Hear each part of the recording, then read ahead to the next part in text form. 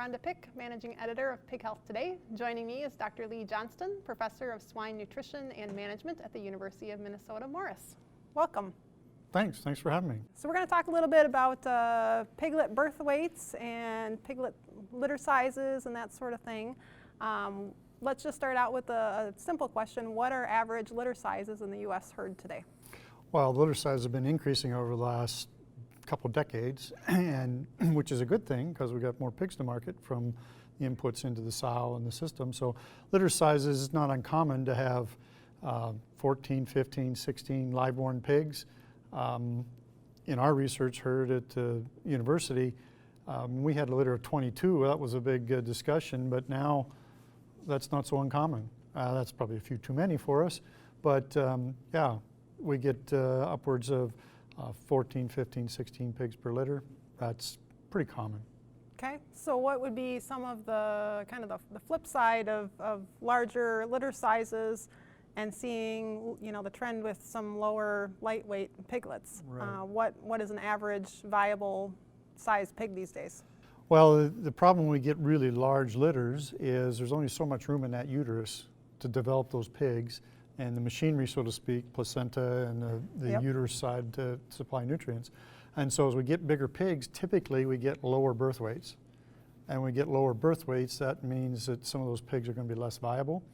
And there's probably 4 or 5 data sets that have been published in the scientific literature would suggest that as birth weight declines, pre-wean mortality increases, and then at a point about 1 kilo of body weight, 2.2 pounds, somewhere in there, give or take a little bit, pre-wean mortality increases tremendously as birth weight declines past that to lower. So pigs less than a kilogram or 2.2 pounds at birth really have a tough time surviving through to weaning because of a variety of reasons.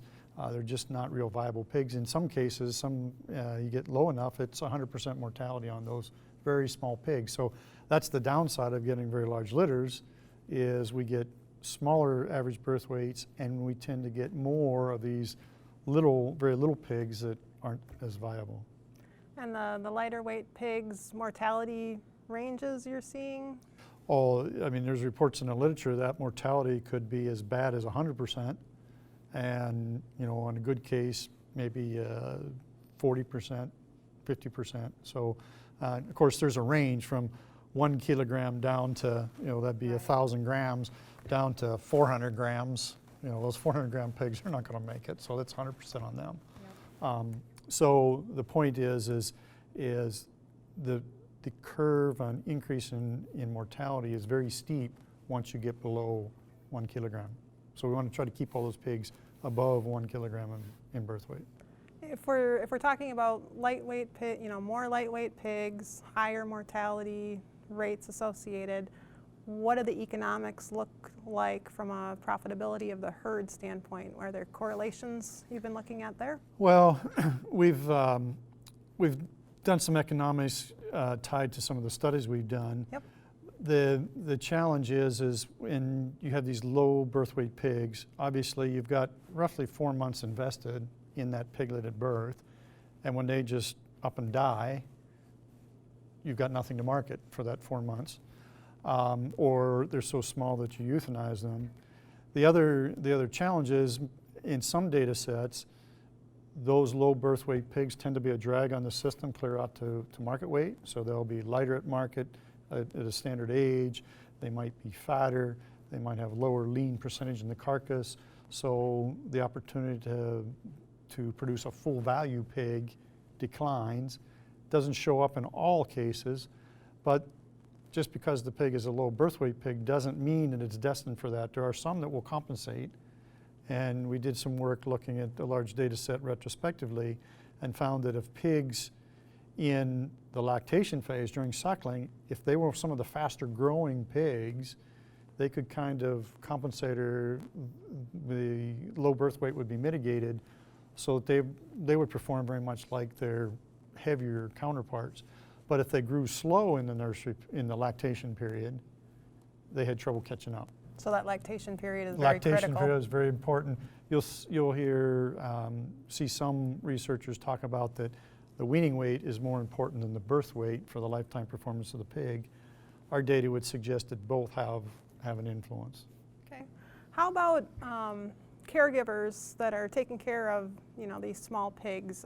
Do you find that that's particularly challenging for them from a, frustration of seeing a lot of high mortality, or just extra handling? What does that look like?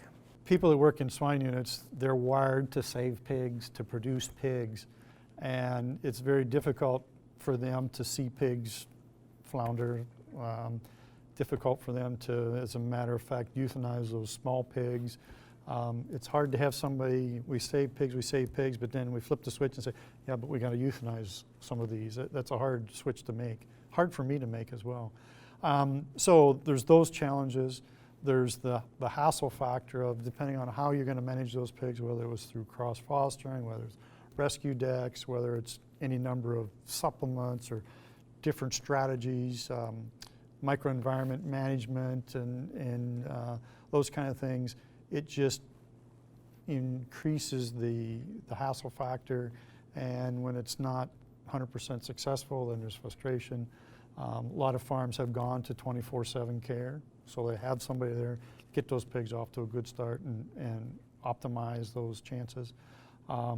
So the people factor is an important one too, and particularly when you put, one of the speakers at the conference here today talked about urgency.